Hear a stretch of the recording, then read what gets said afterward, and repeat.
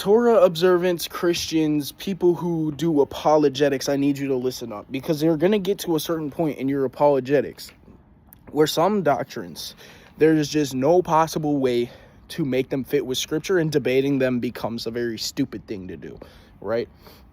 Perfect example is race-based doctrines, race-based salvation, right? You have to be a part of this racial group to be saved. It does not work with the scriptures. And I'm not saying this to talk about race-based doctrines. The point I'm getting is, when you get to a point in your apologetics, I know that's such a dirty word, but it's actually in the Bible. It comes from the word apologia. When Peter said give a defense, he said give an apologia.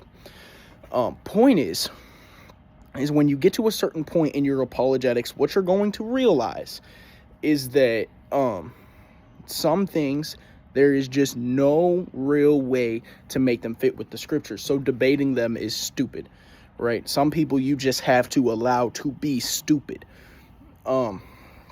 Because once you're studying the Greek, and for this example, the race-based doctrine, once you start studying Greek and Hebrew, right, you learn meanings of the words like ger, nokri, or words like, in the Greek, Hellenistes versus Hellenes, right? Hellenistes being the Hellenized Jew and Hellenes being the actual non-Israelite. Once you get to that point, you are way far above these people that try to bring out this idea that you have to be a certain race to be saved. Or once you learn what cosmos means, right, in the context of John chapter 3, verse 16, right, that is not debatable, but people will debate it, right? But it's not worth a debate, because what it objectively very clearly means, right? We can jump all over the place in the King James Bible, but it stops at the original language.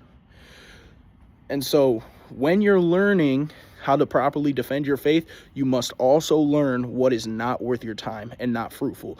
You're just going to go crazy debating with these people, right? This stupidity doesn't just stop at the salvation.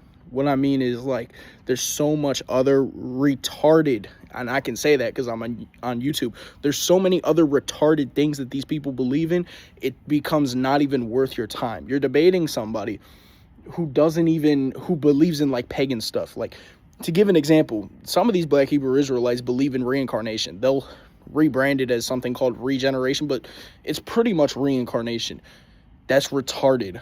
And you should never give somebody who believes in that your time, because there's no biblical evidence to support that whatsoever, right?